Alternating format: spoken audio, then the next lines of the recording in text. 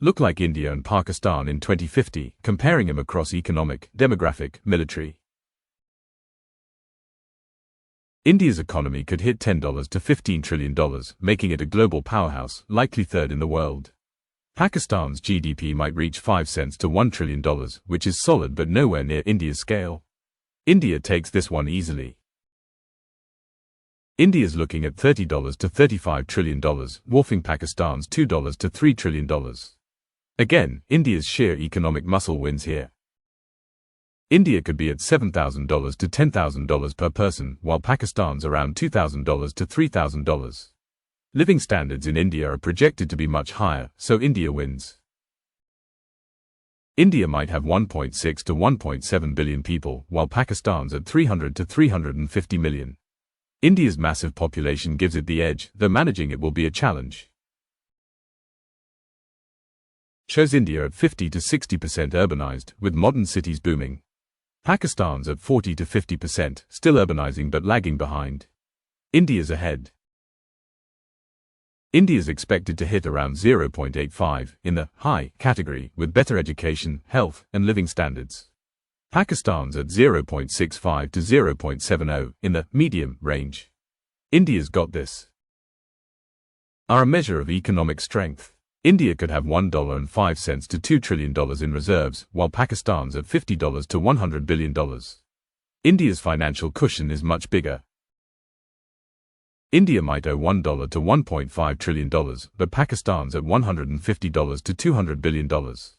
Relative to their economies, Pakistan's debt burden is lighter, so Pakistan wins this one. Projections show India spending $200 to $300 billion annually, dwarfing Pakistan's $20 to $30 billion. India's massive investment takes the lead. India could be third to fifth in the world, per projections like the Global Firepower Index. Pakistan's likely 10th to 15th. India's clearly ahead. Numbers show India with 2 to 2.5 million troops, compared to Pakistan's 0.8 to 1 million. India's larger force wins. India's got 1.5 to 2 million, while Pakistan has 0.6 to 0.8 million. Again, India's numbers dominate. India could have 3 to 4 million, while Pakistan's at 0.7 to 1 million. India's ahead. People eligible to join the military could be 25 to 30 million for India and 5 to 7 million for Pakistan. India's massive population gives it the edge. India might have 3,000 to 3,500, including advanced jets. Pakistan's at 1,500 to 2,000. India's air force is bigger and better. India's projected to have 700 to 1,000, with platforms like Rafale, Tekis, and the upcoming AMCA. Pakistan's at 400 to 600, with JF-17s and maybe FC-31s.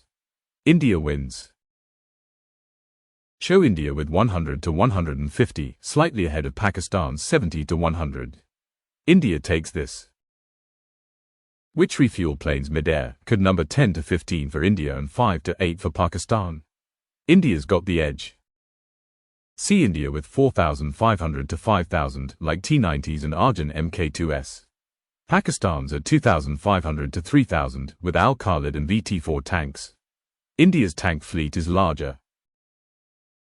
Are a landslide for India, with 200,000 to 250,000 compared to Pakistan's 20,000 to 30,000.